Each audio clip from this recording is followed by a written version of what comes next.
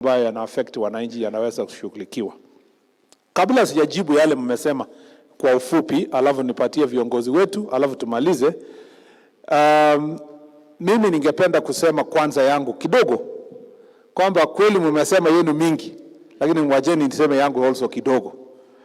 Kwanza, tuko hapa kama security team ya Kajiado yote. Sisi ndio viongozi ya mambo ya usalama kwa Kajiado. Ukweli ama sio kweli? Watu wa Kajiado saa hizi wakiwa Magadi, karibu Legnatron huko, na wakiwa huko Oloitoktok, ile kona ya Amboseli, kutoka Namanga, mpaka pale Kitengela, mpaka Ngong, wanajua serikali iko headquarters. Na wanajua, si kweli namna hiyo? Na wanajua shida zetu zote. Ile imetusumbua kila wakati inaisha leo.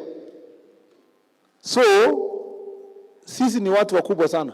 Ukiwa assistant chief, chief, OCS, wewe ni mtu mkubwa, ACC. So, kabla hatujasema mambo yetu ya welfare, ya gari, ya nini, ya promotion, ya salary, ya mambo yote. Kwanza, tuko hapa kama wafanyikazi wa serikali kwa sababu tulitafuta hii kazi.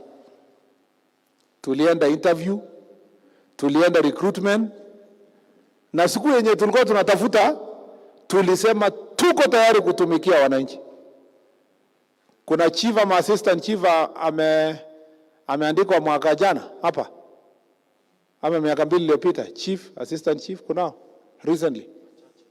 Na hata kama ni moja tu. Simameni tu. Okay, very good. 1, 2, 3, 4, 5, 6, 7. Very good. Wangapi bado hawajapata salary? 1, 2, 3, 4. Very good. Ketini. Nyinyi mliandikwa juzi. Mlikuwa mnajua chief ana ofisi. Chief ako na pesa kidogo ya administration, ya inaitwa nini, AI. Chief ana motorbike, lakini bado mliapply kazi ya chief. Ukweli ama si kweli?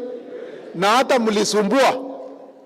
Saa yote unatafuta mbunge, unatafuta DCC, unatafuta county commissioner, unamwambia mimi niko tayari kutumikia wananchi. Unaambiwa hakuna motorbike, unasema nitakanyaka mguu kila kona. You know, I am ready to serve. Hawa askari wote hawa, hakuna mwenye ameandikwa juzi, because kufikia OCS umefanya kazi miaka mingi. Lakini siku ya recruitment, walikuwa wanasema nikipata tu hii chance, niko tayari kwenda Mandera, niko tayari kwenda Ileret, niko tayari kwenda Kibish na kutumikia taifa langu. Na alikuwa anajua salary ni kidogo. Unamwambia hii kazi ni salary kidogo, anasema hapana, sio salary, I want to serve my country.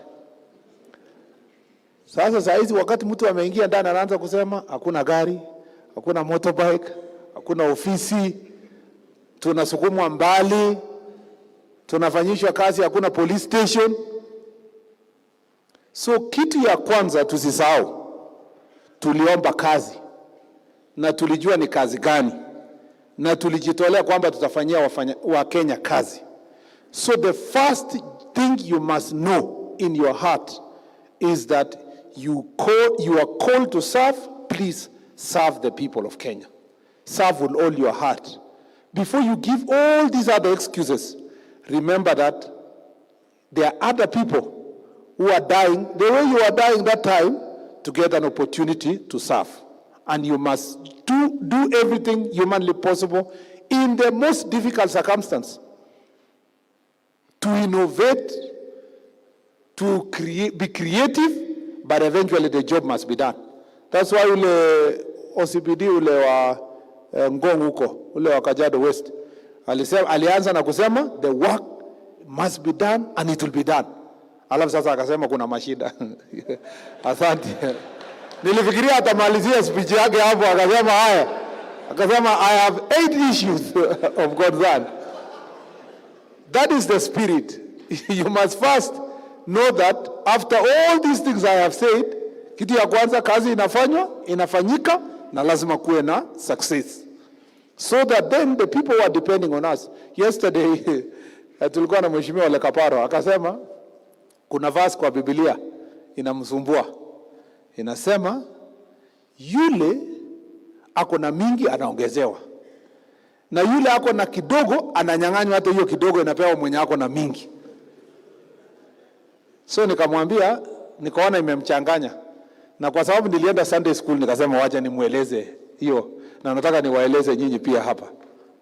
Unajua, the parable of the talent inasema, kuna mtu alipewa 5, talanta 5, mwingine 3, mwingine 1. Ule wa 5 na mwenye alimpatia na the boss akaenda safari. Aliporudi, ule wa 5 amemultiply yake mara 2. Akaambia, well done, I will give you to lead double what you used to lead. Kama wewe ulikuwa ACC, sasa wewe utakuwa utakuwa DCC. Haya, wa pili akapewa 3. Akaambiwa alikuwa assistant chief, akatumia yake, alikuwa chief akatumia yake vizuri, amepandishwa amekuwa ACC. Lakini kuna mmoja alipewa kamoja kama vile Jelda, ama ilikuwa ni assistant chief. Akasema huyu mtu anataka tu kubenefit kwa mahali ambayo hata ajeacha. Huyu mtu anataka vitu ya bure, mimi siwezi fanya chochote, huyu talanta yake ni kali. When the man, the owner of the talents alipofika, akachukua ile talanta 1, akasema afadhali kuongezea ule wa 5, because aliongeza kwa 10, kuliko huyu mtu anakaa hapa anasema sina gari, sina motorbike, hakuna AI na hakuna kitu anafanya. Anasema ngoa hii, wacha tuongezee ule mwenye anaweza kutumia yake. Umeelewa? So it's important. And I tell even young people, even very young people, I tell them, my first job nilipewa internship after having 2 master's degrees. Nikaingizwa kwa job ingine. So nilikuwa nimekuja na kiburi kidogo, nikasema master's degree 2 ya law. Si nikiingia tu mahali popote nitapewa job. Nikaenda interview hapa nikakosa. Nikaenda ingine nikakosa. One day a friend of mine akaniambia, kuja niko na job lakini hailipi sana. Inalipa tu 20,000. Kuja nikupatie. Nikaingia pale nikafanya hiyo. Na akaniambia fanya tu kwa roho yote. Na usiangalie hata wewe ni nani. Nilikuwa nafanya junior to people who are, nimesoma sana lakini nilikuwa nafanya kazi ya chini huko. Because I did it so well, in 3 months ilikuwa imefika 50,000. In 6 months I was earning 200,000. And after that nikataka kutoka. Nilikuwa naambiwa no, nipembelezwa niongezewe ndio nibaki. So I always tell young people, if you become faithful with a little, it